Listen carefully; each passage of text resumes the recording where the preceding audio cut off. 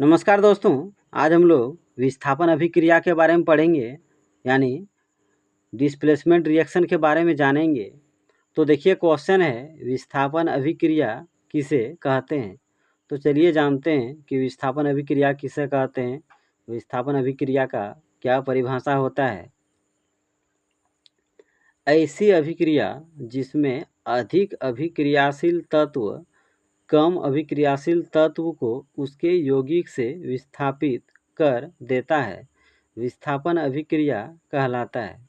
तो विस्थापन अभिक्रिया किसे कहते हैं, तो यहाँ बता रहा है कि ऐसा अभिक्रिया जिसमें एक अधिक अभिक्रियाशील तत्व कम अभिक्रियाशील तत्व को उसके यौगिक से विस्थापित कर देता है और वो अधिक अभिक्रियाशील तत्व कम अभिक्रियाशील तत्व का स्थान ग्रहण कर लेता है।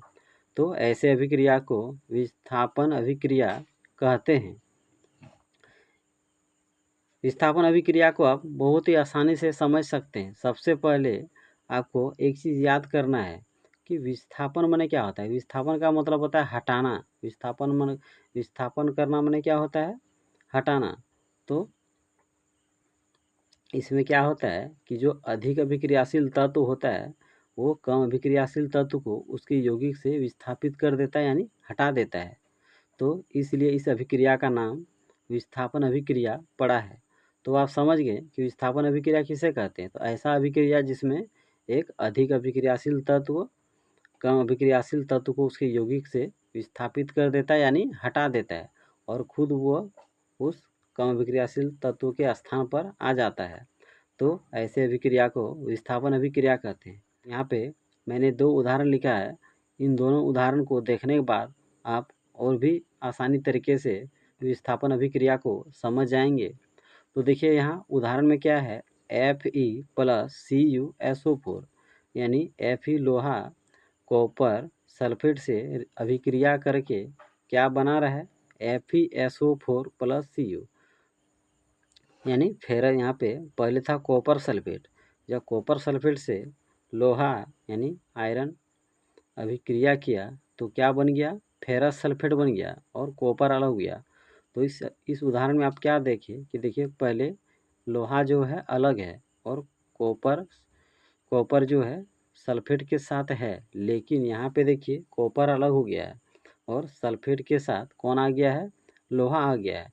तो इस उदाहरण में साफ पता चल रहा है कि Fe जो है लोहा है कॉपर से ज़्यादा अभिक्रियाशील है। तो यहाँ उदाहरण में क्या बोला है, अधिक अभिक्रियाशील और कम अभिक्रियाशील, यानी इस उदाहरण में Fe अधिक अभिक्रियाशील है और कॉपर जो है कम अभिक्रियाशील है। इसलिए लोहा यानी Fe कॉपर को उसके यौगिक से विस्थापित कर दिया और खुद उसके स्थान पर आ गया और कॉपर को अलग हटा दिया। तो आप समझ गए। दूसरा उदाहरण से भी समझने का प्रयास करते हैं। Zinc plus CuSO4। तो जिंक अभिक्रिया कर रहा है कॉपर सल्फेट से। तो जिंक कॉपर सल्फेट से अभिक्रिया करने के बाद किसका निर्माण हुआ, ZnSO4+Cu। तो यहाँ हो गया जिंक सल्फेट। पहले था कॉपर सल्फेट, अब हो गया है जिंक सल्फेट। और देखिए कॉपर अलग हो गया, यानी जिंक कॉपर से अधिक अभिक्रियाशील है, जिसके कारण कॉपर सल्फेट से कॉपर को हटाकर खुद उसके स्थान पर आ गया और जो नया यौगिक बना वे हैं जिंक सल्फेट। तो दोनों उदाहरण में आप क्या देखें कि लोहा और जिंक दोनों ही कॉपर से अधिक अभिक्रियाशील तत्व है, इसलिए दोनों ही उदाहरण में कॉपर को उसके यौगिक से विस्थापित कर दिया है, हटा दिया है। तो आप समझ गए कि विस्थापन अभिक्रिया किसे कहते हैं, यानी ऐसा अभिक्रिया जिसमें क्या होता है कि जो अधिक अभिक्रियाशील तत्व होते हैं वे कम अभिक्रियाशील तत्व को उसके यौगिक से विस्थापित कर देते हैं, हटा देते हैं और खुद उसके स्थान पर आ जाते हैं। तो मुझे उम्मीद है कि आप विस्थापन अभिक्रिया को भली भांति समझ गए होंगे।